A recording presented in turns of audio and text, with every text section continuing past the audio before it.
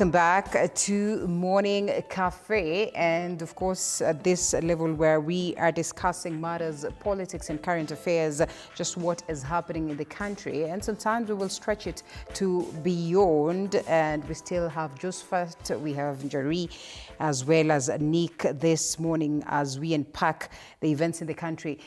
Maybe Nick, before you continue, I take it back to Kamanya. Kamanya, the mountain vis-a-vis what we have witnessed across the country as to protests. They always said that if you want to be safe when the country has its protests and all this, uncertainty, right, go to the mountainside, because there they value their businesses, they value their lives and everything, and therefore they will not go there to loot and cause destruction. This is contrary to what we saw in the previous cases.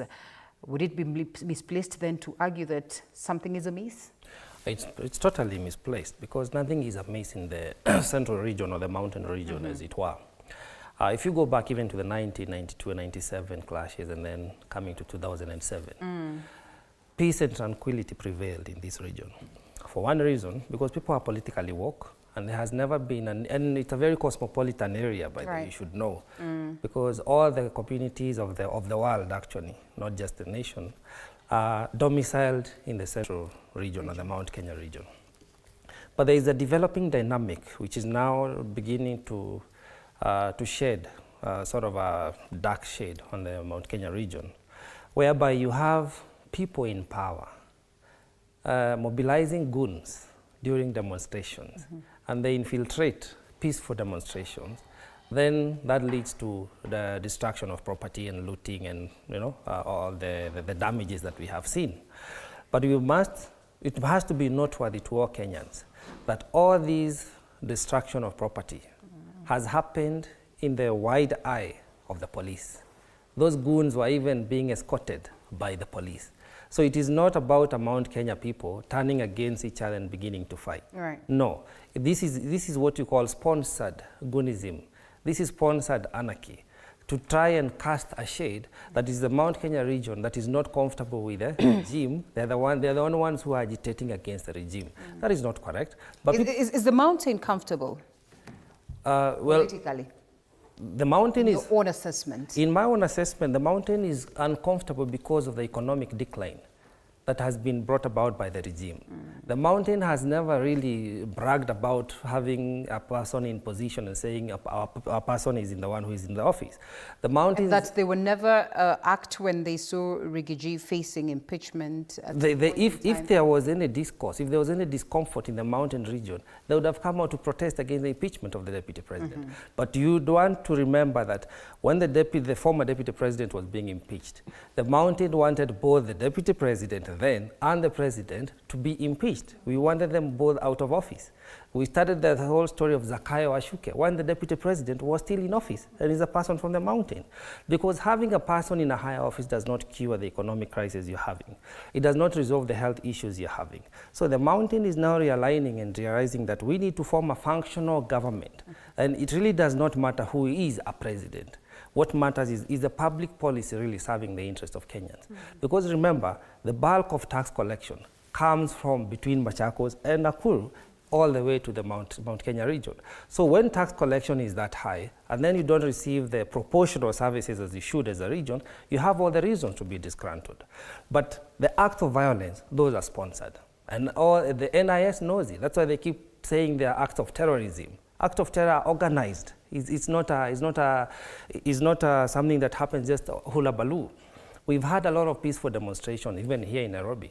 Remember, even Maandamano of Baba never really got to extent where we would see such killings and such destruction of property. Yeah. So what is happening right now is a dynamic whereby you have sponsored terrorism by people who are in office and people who are in power. Oh, so you're saying that the government is sponsoring these goons and then, of course, labeling others to be the sponsors? Even the governor of Nairobi is blatantly accused of the same. Yeah. We have members of parliament from the Mount Kenya region, who are being accused of having sponsored goonism during the peaceful demonstrations, Sabasaba or any other day within the last 2 years. So this is it's a power dynamic they're trying to play and trying to pit people against one another. But Mount Kenya people are very woke. They know what the problem is. It is poor leadership. It is lack of the rule of law. Because if indeed anybody is sponsoring Gunism or anarchy in the country, yes, they should face the law. Right. The same way we are saying all members of parliament who are talking about now averting the function of the IBC, they should also face the law. When you have a CS giving orders that are not within his mandate, he should face the law. All right. So the Mount Kenya is very intact, in my opinion. They are organizing themselves, and people are going to come out and vote. This time, unfortunately, it's not going to be a tribal affair. Because what they're trying to turn is, remember what happened in, I think it was 2007, the 42 against 1. Against 1, yeah. That's what the card they're trying to play. But now it has been overtaken by event. We have having an issue-based political discourse, and this ideology conversation is going to happen. The paradigm shift remains. Remember again, we have many regions. You have the eastern region, you have the coastal region, you have the Rift Valley region. Yeah. We have to be very careful not to drive this country into anarchy, because if it's about numbers, then the Mount Kenya people have the numbers. Okay. Facts on the table. Yes. All right, let's listen into this story on the same matter, and then we come back, expound it some more. We stand with the ordinary mwananchi whose life has been disrupted and whose dignity has been trampled on in the crossfire of political irresponsibility. Enough is enough. We mourn with the families who have lost so much in the recent chaos, losing lives and loved ones and losing property and investments, and we vow to do everything that is in our power to ensure that this never happens again. The violence and the mayhem witnessed in parts of our region recently have been instigated by reckless, selfish politics. We note with utter disgust the attempted attacks on critical economic installations and facilities within the Mount Kenya region. These very deplorable acts of arson and looting have destroyed businesses that our people rely on, complicating the problem of youth unemployment and discouraging the much-needed investment in our region.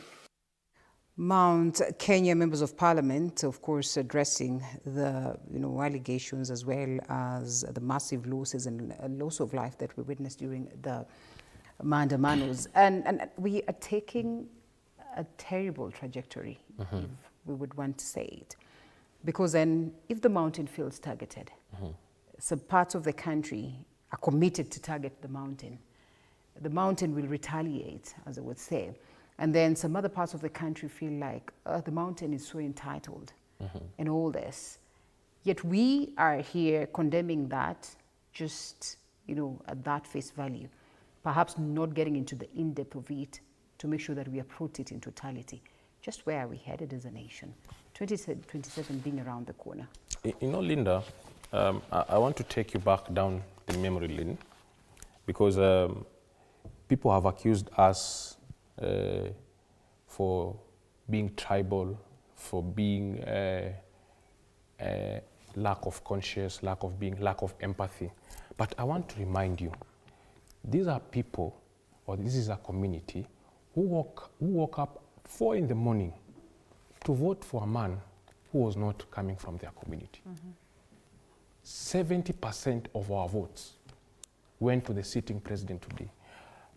And you see, why the people of the mountain seem to be agitated, it's because the president is quite aware that we are business people. And our business is what we rely mostly to survive.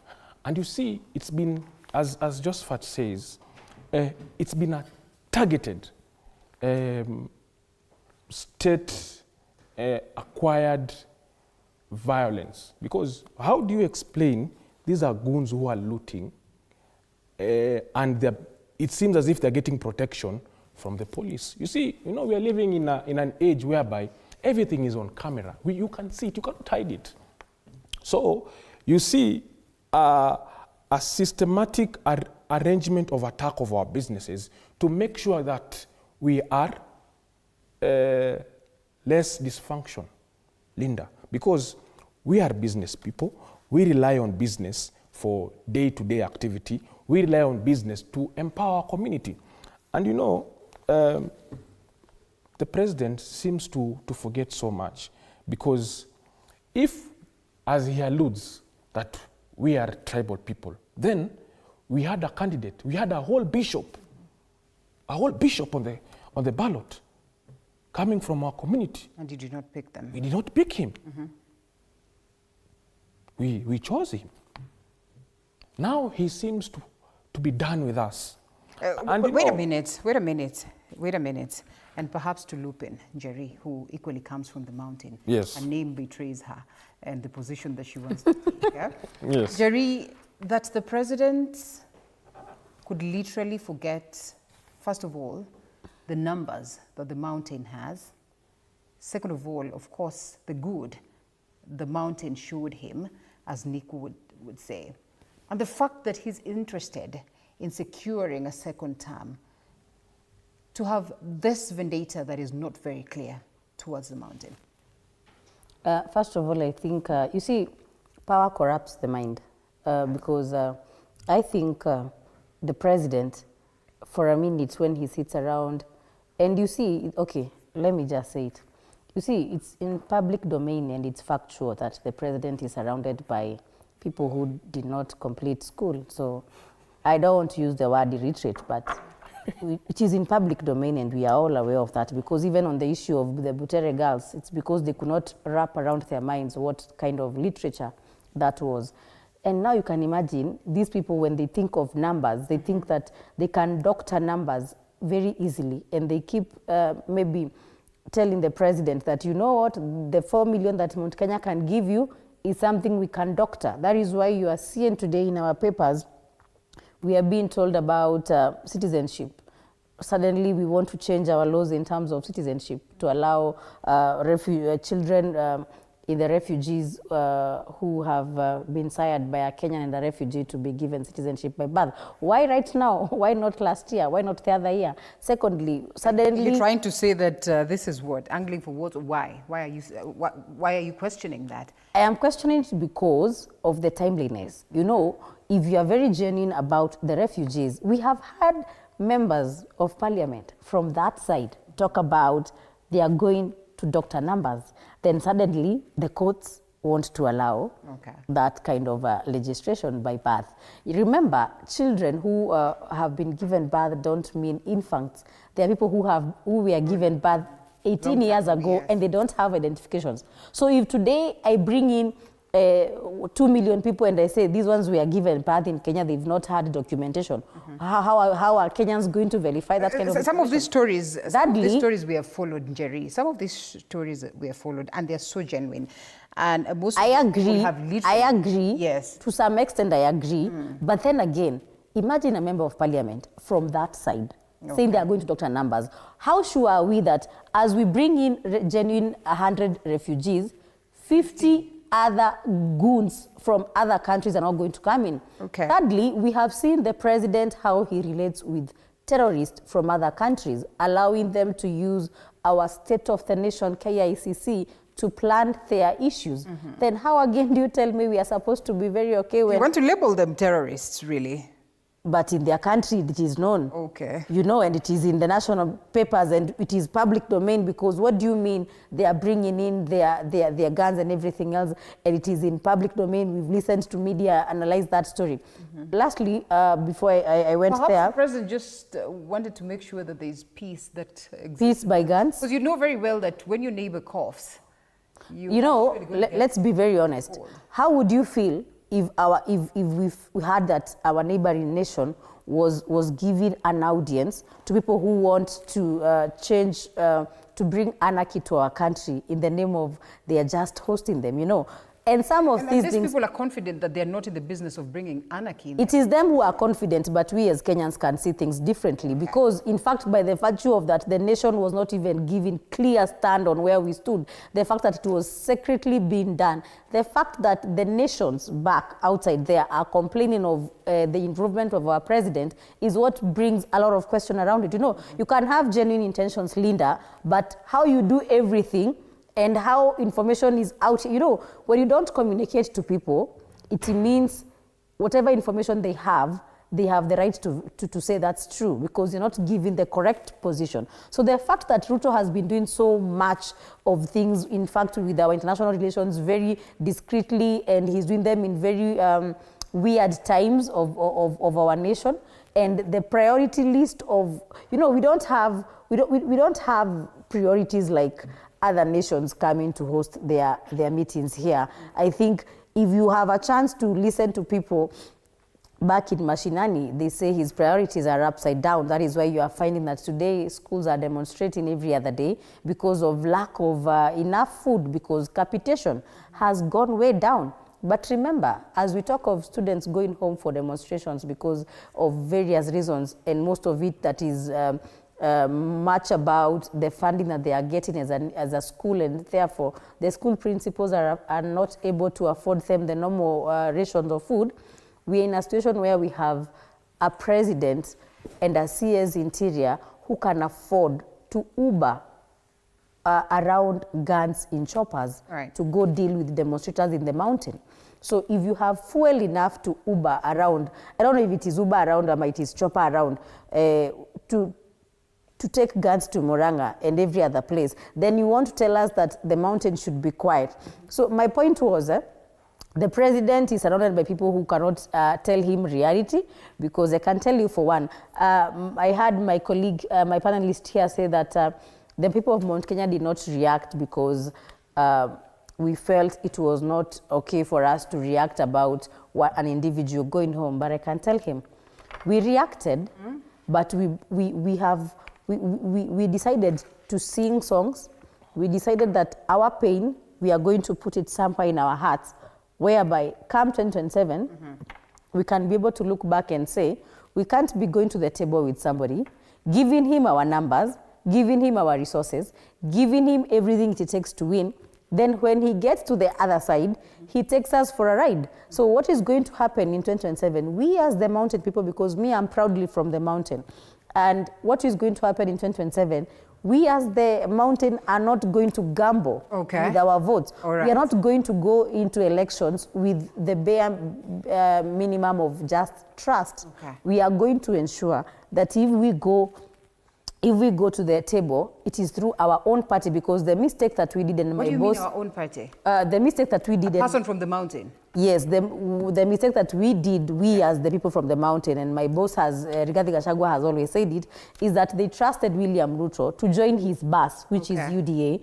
And when other communities like the likes of Kinamudavadi came with their party, the likes of Weta came with their party, and you also see Baba when he has joined Broad-Based, he went with his party. But for us, the mountain, we just trusted him and said, let us join in his vehicle. Now, this time we have decided we are going to have our own vehicle, not necessarily a tribal vehicle, but a vehicle that we can change the driver, we can change the conductor and the passengers how we want. Okay, that's interesting, because I would have been worried that we are making 10 No, it's not tribal. Let me make it very clear, because it's a national television. What I mean is, you see ODM have their vehicle. Yes. Anybody in ODM has a belonging. But you see, we went to UDA, which was formerly, what was the name of UDA before? Was it URP? URP was owned by Ruto. So when we joined that party, Kamanya, we are going into a party that we know very clearly. Kamanya, can you confirm this? Because Kamanya was a UDA member. No, you see, what I'm trying to say is, when I mean I want to take it away from you, because we have but let me clarify. What I mean is, we as the mountain people want to go into the table with a party. Okay, fair enough. Fair enough. Talking of parties, Kamanya, yes. I want us to loop this conversation to IEBC as well as the defections that we witnessed today, as well as the by-elections that we're about to go for. And speaking of parties and all that, there was Jubilee. Yes. There was... I don't know which... There was GRP, there was Jubilee. We have over 90 parties later. Yes. And when we're talking about this, then let's loop in the question of the IEBC first. My question that was there earlier on stands. You have confidence in it first? I do have confidence in our IEBC system. Because the problem has not been the system.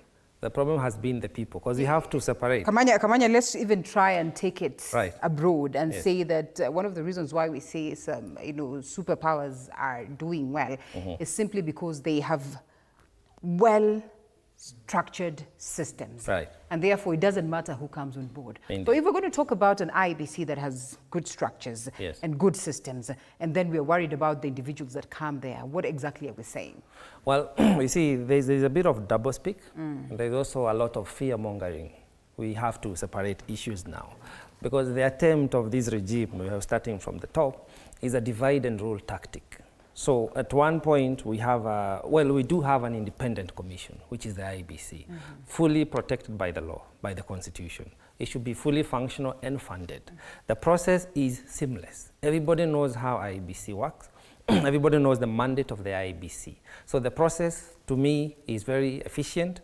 It needs no alteration. It is perfect. It can deliver us a free, fair, and credible election. The problem we've had is infiltration and insubordination from the people who are in office. And that's why we've had a lot of power, which is de facto power, being bestowed on a chairman of the IBC. Because you'd even ask a question, if indeed it was a systematic error, say even 2022, the disputed margin, small margin, small as it were, why is it that the Cherera 4 have never been brought to book? Right.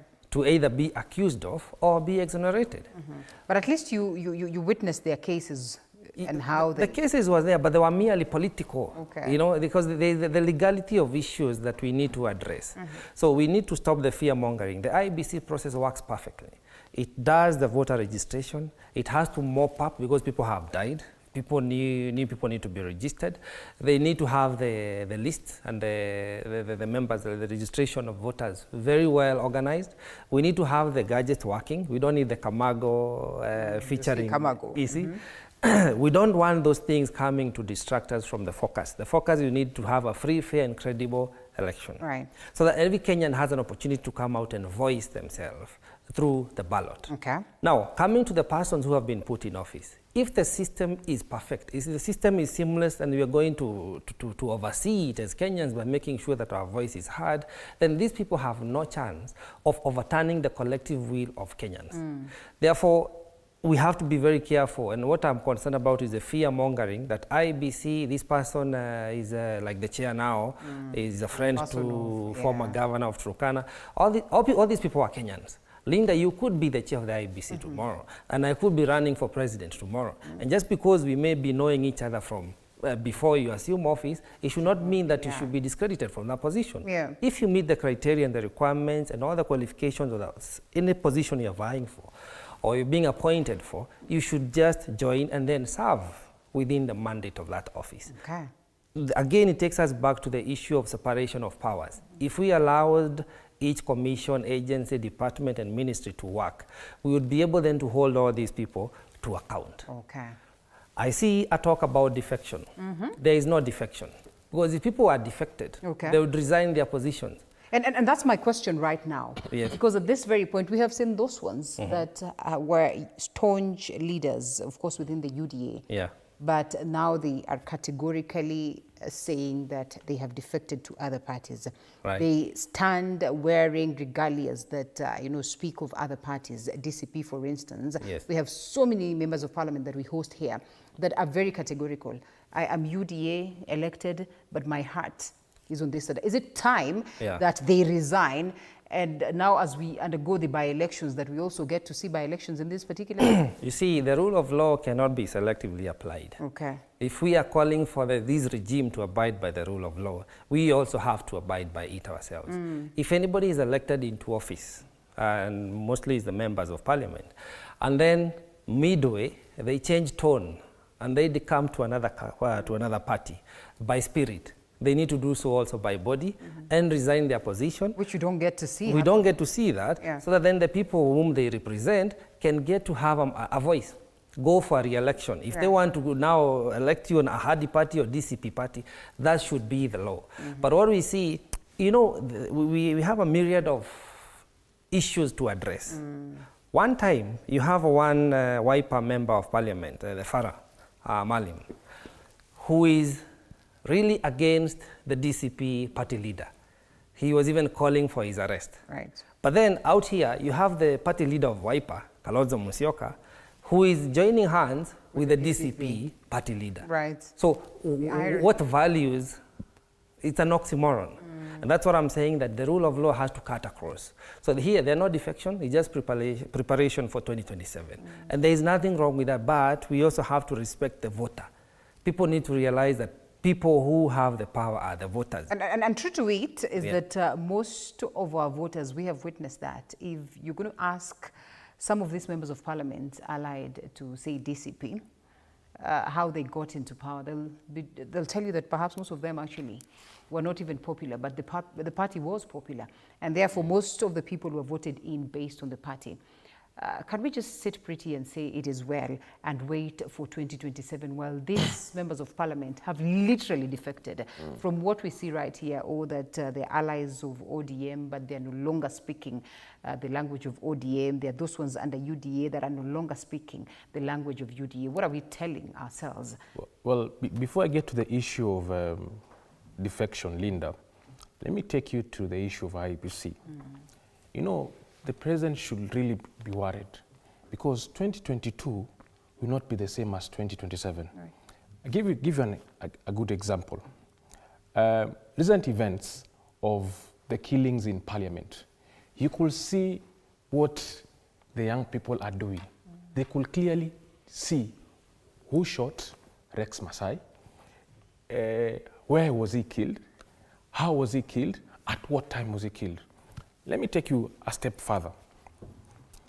There isn't a street kill of Boniface Karaoke, the 22-year-old from Murang'a. Myself and Jerry went to Murang'a to bid goodbye to our good friend Boniface Karaoke. You could see within hours, the young people could identify the killer cop. Okay. We are living in a situation whereby 2027, the IBC, known for his funny games, will no longer play those funny games because the young people will be protecting their votes. As they count, we are counting. Okay. As they are online trying to hack, we are online trying to put our security systems. And you know, Linda, these funny games that they play, this time they will not. So let's just say we are safe.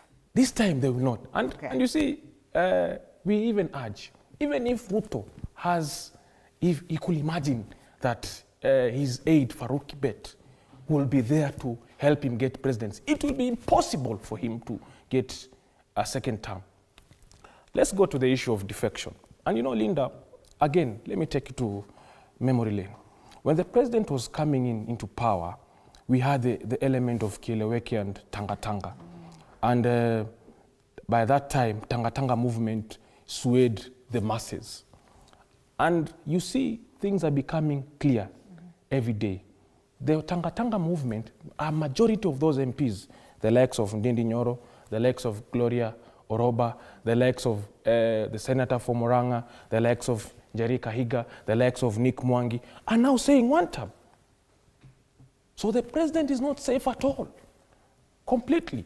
Because you see, as he comes out and casts a lot of aspersions that he will gain a second term by climate works, which we see nothing happening at all.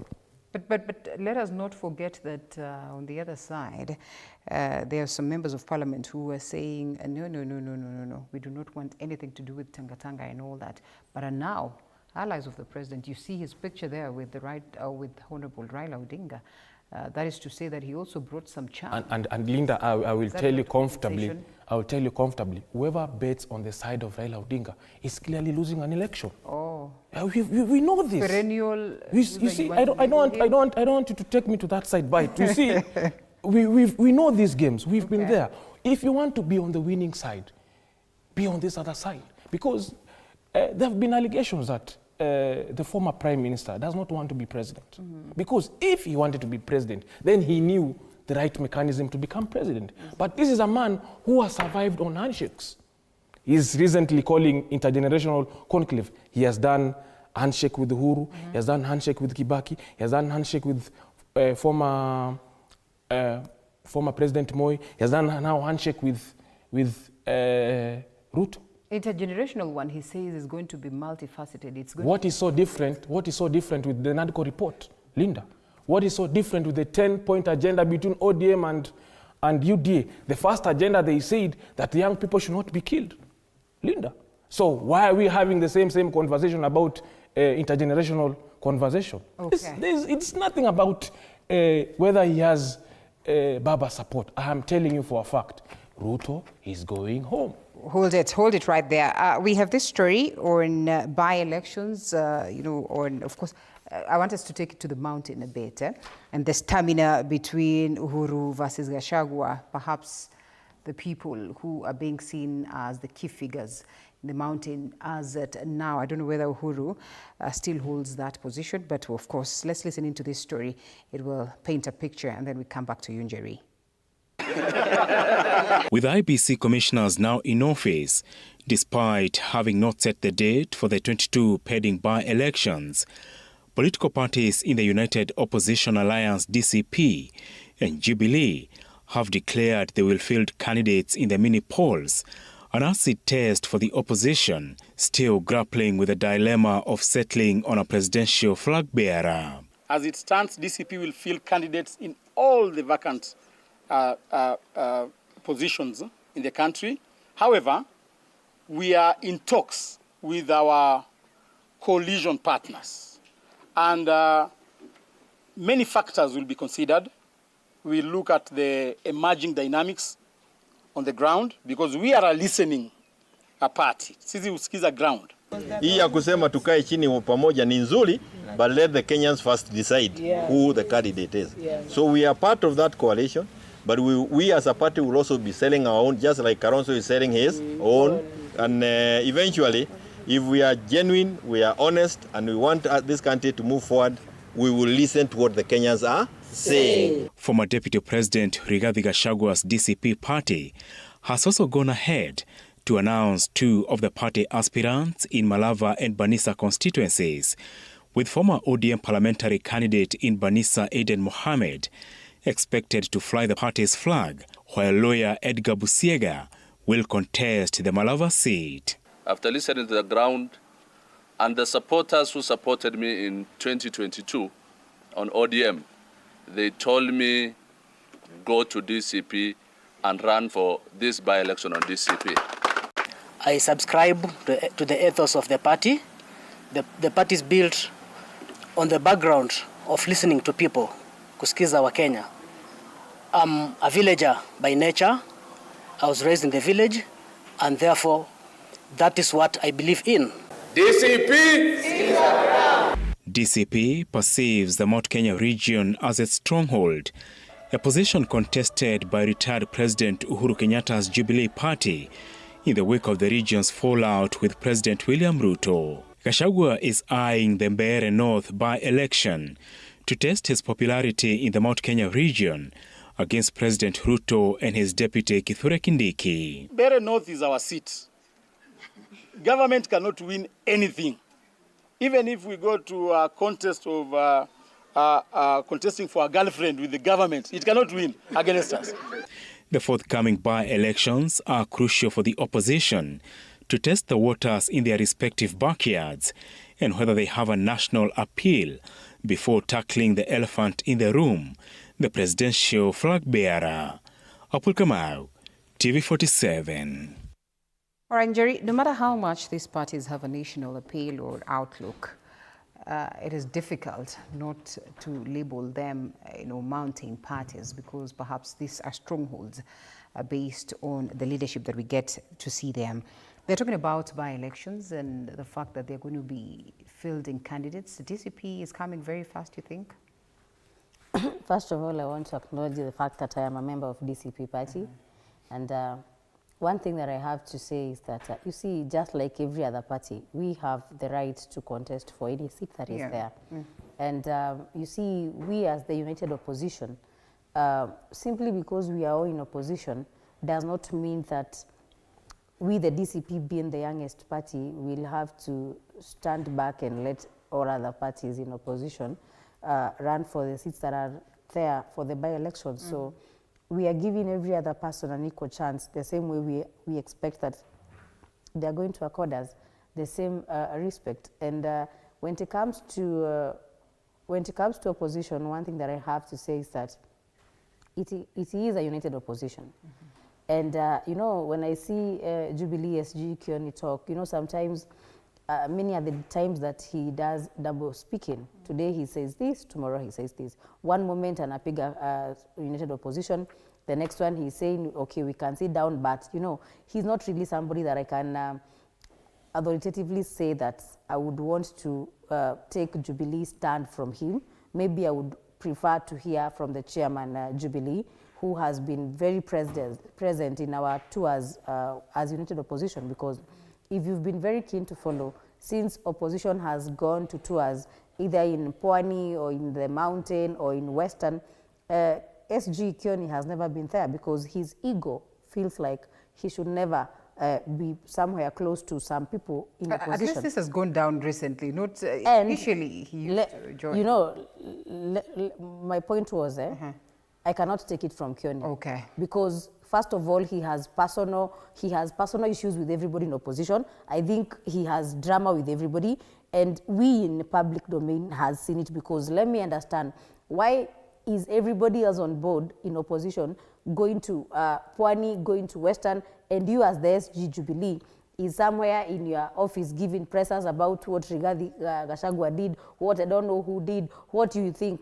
And that is why I've said, if it is anything to do with matters Jubilee, I would only take it from the chairman or maybe from the party leader, Uhuru Kenyatta, because we need to be very honest.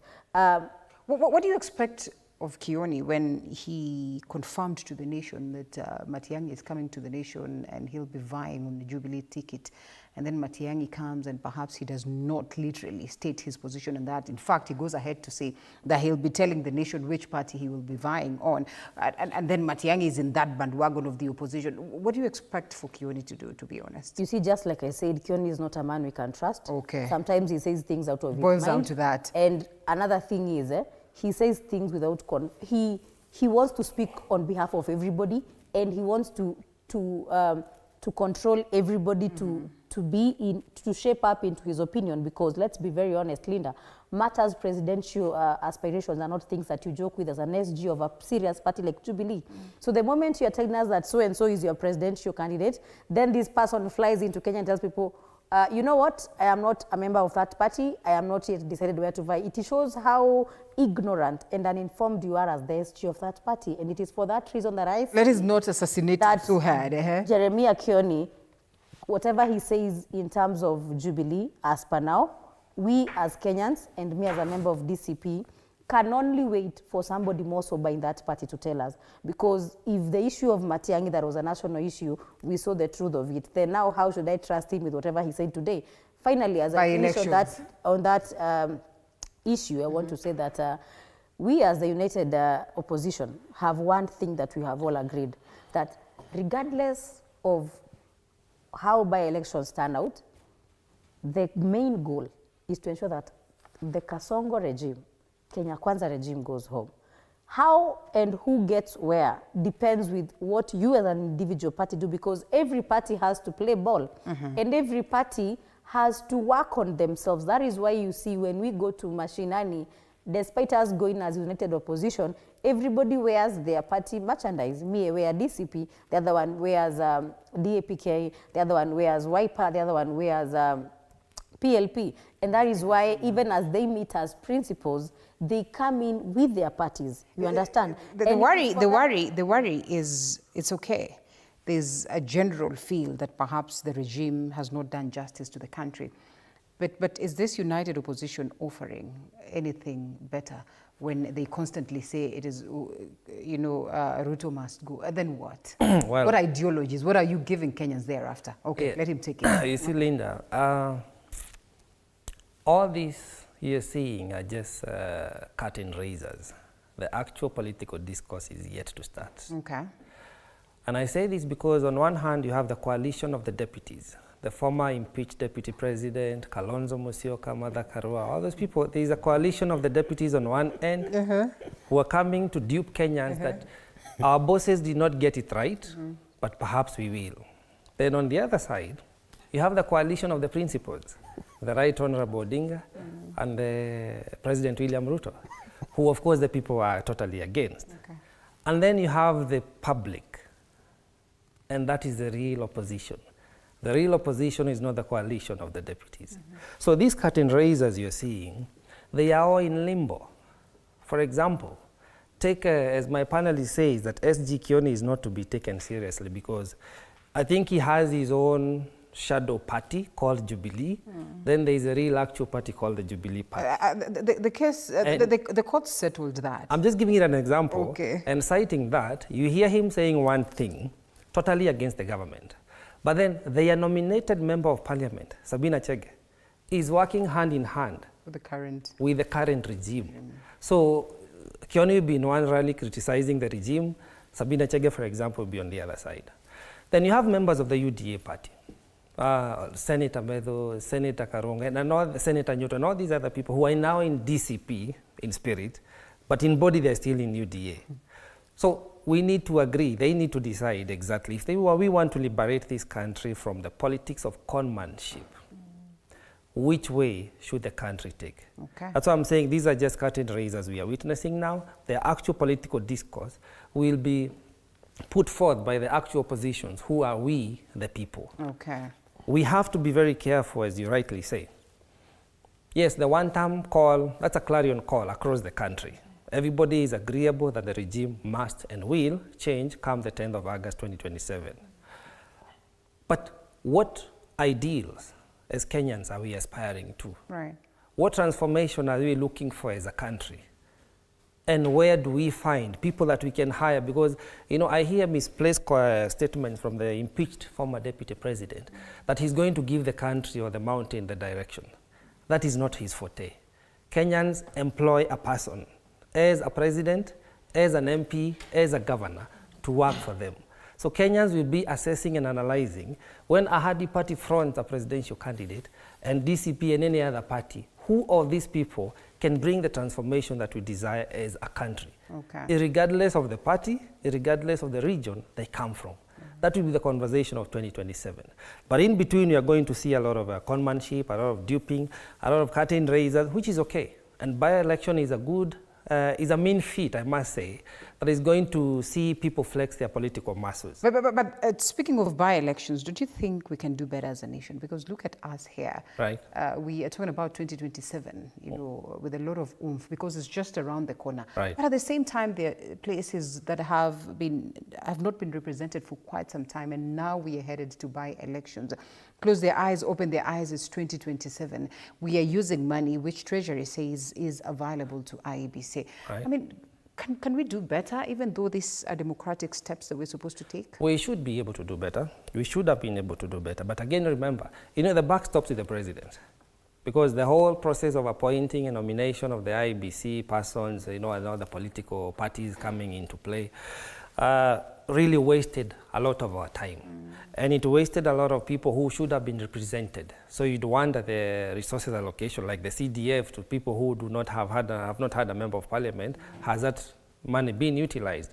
Persons who have not been represented at the county assembly, how much have they lost out on? And yet it is their constitutional right to be represented. Even the voting in the National Assembly is affected by the absence of a singular member of parliament or a member of county assembly. So I think, again, I say the suspension of the constitution, we don't know to what intent the government had suspended the formation of a functional IEBC. So that is unfair, and I hope we don't get into that situation again. We have to allow our independent agencies and organizations and commissions to continue functioning away from politics. Because when you politicize everything, that is what dictatorship is all about. And that's why you hear now, because the dictator will accuse you of anarchy, and then they'll come out high-handed saying, I'm going to control you and confine you within these specific laws that they formulate, amounting to dictatorship. But we have to come back as Kenyans and say, we are well led by our leader, and our leader is the Constitution. Our Constitution is supreme. So let organizations, agencies, commissions even ministries continue to function as they should and steer away from politics. All right.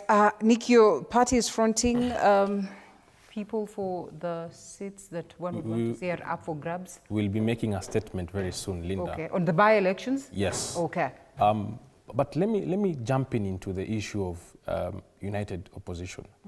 And Linda, if we are friends and we're in the same class and there's examination to be set, will you be afraid to get 100% as I get 70%? What we are seeing is more of a friendly fire. This is not an issue that should spark a conversation as if the united opposition is fighting. No. And you know, it is a way to gauge political strength.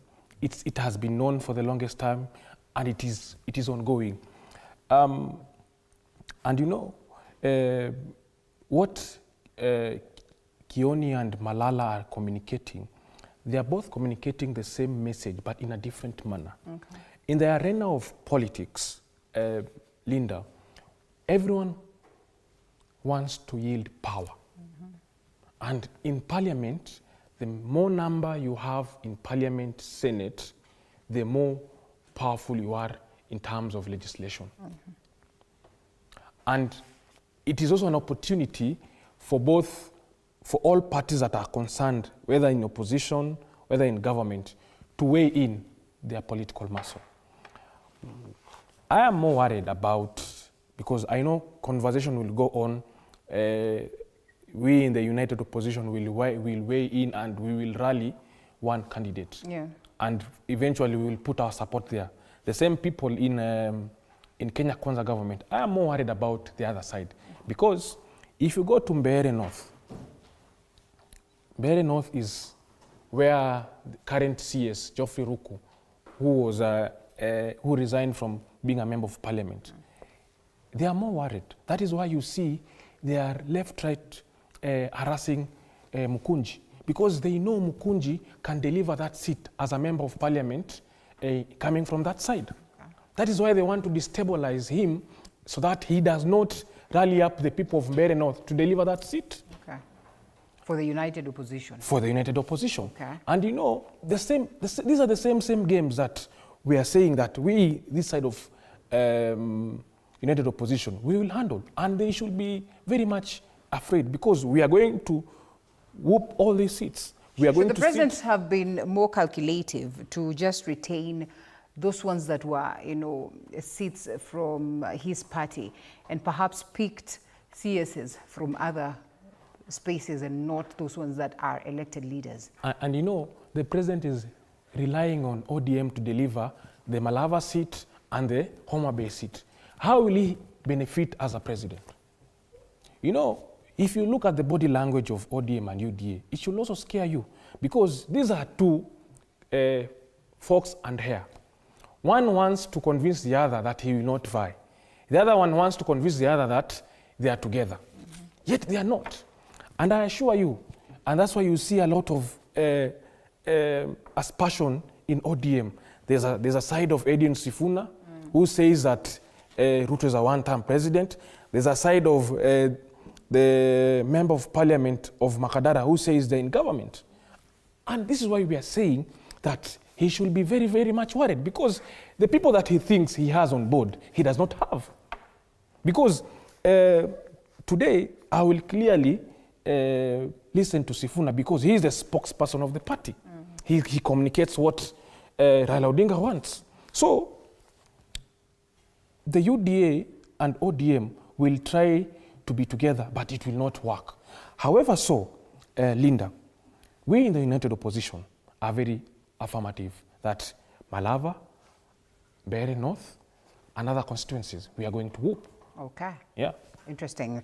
I want us to shift gears a bit, unless there's something you want to say in relation to that. We're almost coming to a close.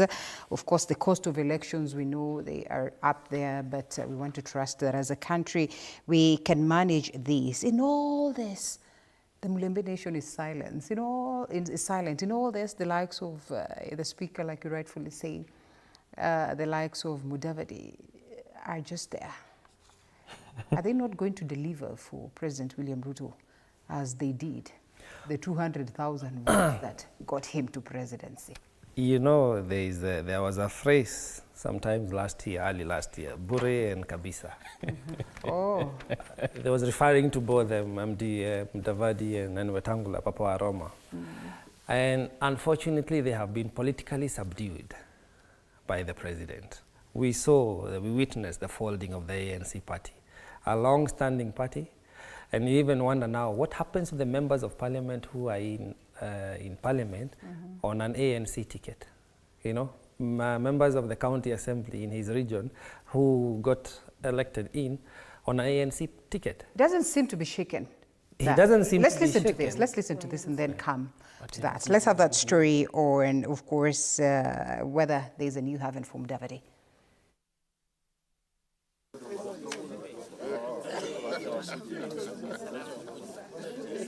The DNA party, steered by former Mudavadi allies, says it is sure to take on President William Ruto for the top seat come 2027. However, they fell shy of naming the party's 2027 flag bearer. But we are encouraging them to come and occupy the space. That's the assurance that we want to give to our young people.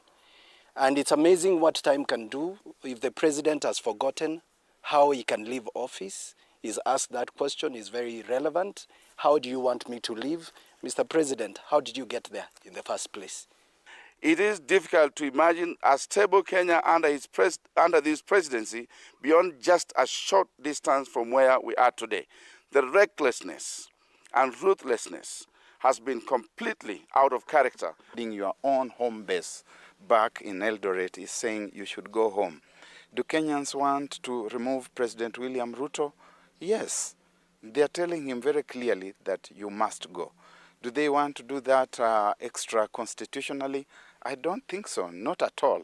I don't think there's any individual who has got the capacity to mobilize young people in the manner in which we have seen. The Democratic National Alliance DNA political outfit today unveiled its members and its party headquarters stationed in Karen, Nairobi, from its previous presence in Mombasa. Pandits have argued that the party that has Dr. Barack Muluka as the Secretary General and the former PA to the Prime CS Godfrey Kanoti as the party leader is a carpet laid to accommodate Mudavadi's presidential ambitions come 2027. And the movement has begun. So we expect them to drop that ideology, because it does not make sense. When you say that we are coming together because we are cousins and we are campaigning on the platform of being cousins, you are excluding like-minded people who do not belong to the communities that make you think that you are cousins. We want a country that unites all, and that is the stand of DNA. We must climb down from those ideologies. We must bring the country together. This country can never be on Bantu Nilotes divide. If I wanted to join another party, I can do it. If I wanted to merge and I had a party, I was leader of a party, I would do it. Okay? So it's very clear. So as far as I'm concerned, a decision was made, the proper party resolutions were undertaken and procedures were followed, and the ANC party merged with the UDA. Mudavadi, in a recent interview with TV47, termed the claims baseless, reaffirming his commitment to the Kenya Kwanza alliance under President William Ruto. For TV47, I'm Linda Alela. All right, we have barely 3 minutes to react on that. It shall be messy and noisy. There shall be casualties. Are we beginning to see the casualties? Are they playing ground for themselves? Well, like I said, the actual political discourse is yet to start. So the curtain raiser is what is happening. Some people will sink into political oblivion, and we are going to see emergence of new political leaders. Granted, Cleophas Malala is doing very well for himself. We have Natembeya doing very well for himself. We have Caleb Hamisi doing well for himself. So even if Wetangula Mudavadi rolled out, which rightfully so they should come 2027, okay, then we are going to have, because there is no permanence in politics. Also, age is a factor. These people are aging. They cannot catch up with the times of the day. They cannot play the game that we'll be playing in 2027. So new players are coming out. New political outfits will come up, because you need a vehicle to make the journey. And the vehicle that you need is a political party. Right. And the journey is a 2027 re-election or formation of government, where we know that for the first time we are going to have a one-term presidency come to an end on 10th of August 2027. Okay. And then we're going to form a new regime, a government of the people, by the people, for the people, far away led by the coalition of the deputies. All right, as you respond to that, you know, Njeri, one leader says that the youth of this country are brilliant indeed in all manner, but they do not understand politics. When you look at the games by the oldies, you think there will be casualties moving forward? And are the youth set to take up the challenge and steer the country forward? Just like I had said, such people are the people that I told you are surround the president with a lot of illiteracy, ignorance, and a lot of chest thumping. And for that reason that I want to say, anybody at this moment who thinks that they can undermine Gen Z and the influence that we are going to bring in 2027 is somebody who is just but a joker. And finally, as I complete, I want to say that as a young person, I'm very devastated that we are going to spend close to over $500 million in by-elections that were not by any mistake brought on board by the president himself, because how can you take us into by-elections? We are not short of graduates, we're not short of professionals, we are not short of experienced people that you would have gotten from the crowd. But for your reason and selfish reasons, because we know again, everything in this country is dealership, and we have a president, unfortunately, and a regime that sees a deal out of everything. If they can make a deal out of SHA that is supposed to be a health insurance, what about by-elections? So I want to say that as we even go for the by-elections, we know it was part of his plan to ensure that they broker some deals left, right, and center around the by-elections, because if you love your country, you will not take us into losses. You'll take us into a situation whereby if it's a by-election, it's valid, and it's because nobody else would have suited whoever you picked in for whatever position.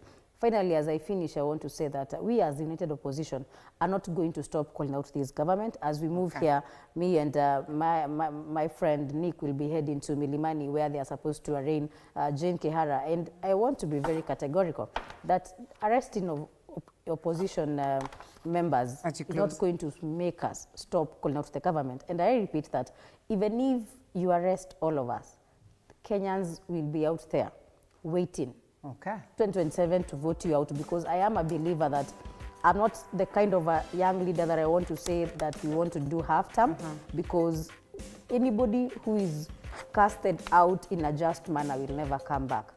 But in that light, that does not mean that we as the Kenyan people have forgotten that any other member of parliament who has been staying in luxury thinking that Kenyan people cannot do anything, I hope now they understand that IEBC is in place and we are going to move very fast. Okay, I hope as you go to visit Jane Kihara, you also remind her that she was elected under a certain ticket, that she no longer and that is not a reason for perhaps of course that's violated. I agree. And that is not again a room for her to be victimized. And that again, that is a fact.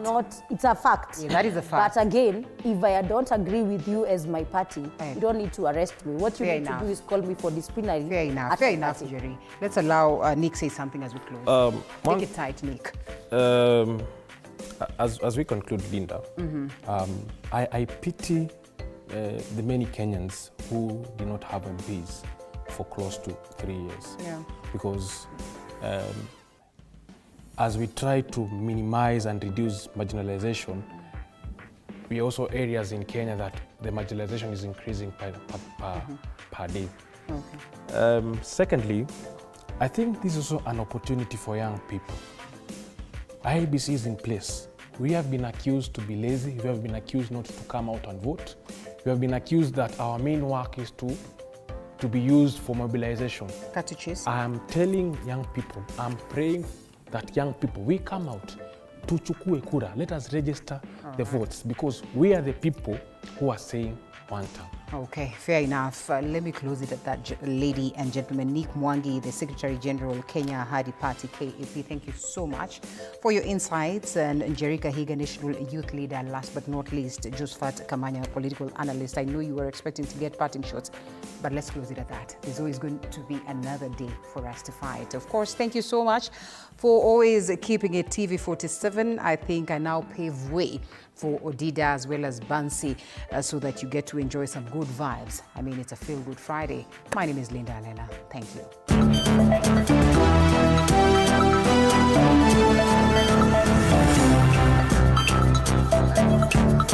you.